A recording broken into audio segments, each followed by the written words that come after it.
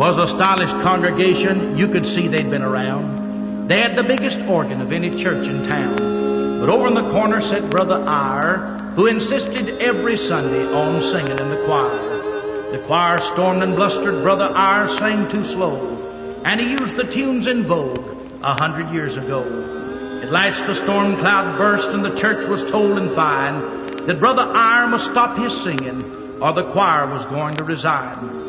So the pastor called into the vesta room some influential members who subscribed more than they pay, and after having asked God's guidance in a printed prayer or two, they put their heads together to decide just what to do. They thought and debated and suggested until at last dear Brother York, who last winter made $1 million in the sudden rise of pork, he rose and moved that a committee waited once on Brother Eyre and proceed to rake him lively for messing up the choir.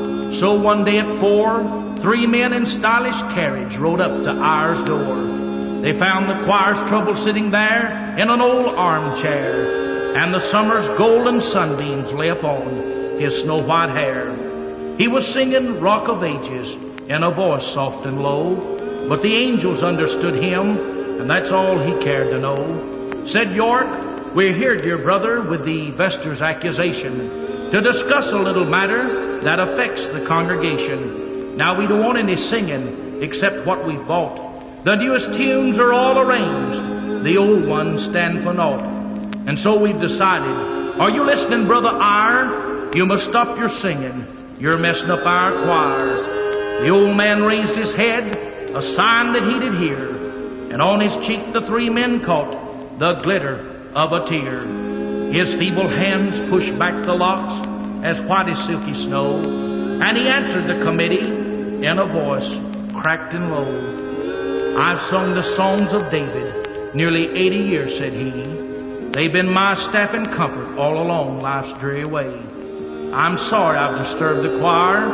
I guess I'm doing wrong. But when my heart is filled with praise, I can't keep back a song. I wonder if beyond the tide that's breaking at my feet, in that far-off heavenly mansion where my Master I shall meet, yes, I wonder if I try to sing the songs of God up higher, I wonder if they'll church me for singing in heaven's choir."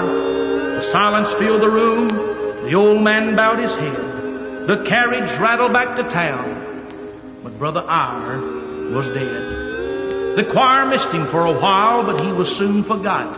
A few church members watched the door, but the old man entered not. Far away, his voice is sweet, and he sings his heart's desire, where there are no church committees and no fashionable choirs.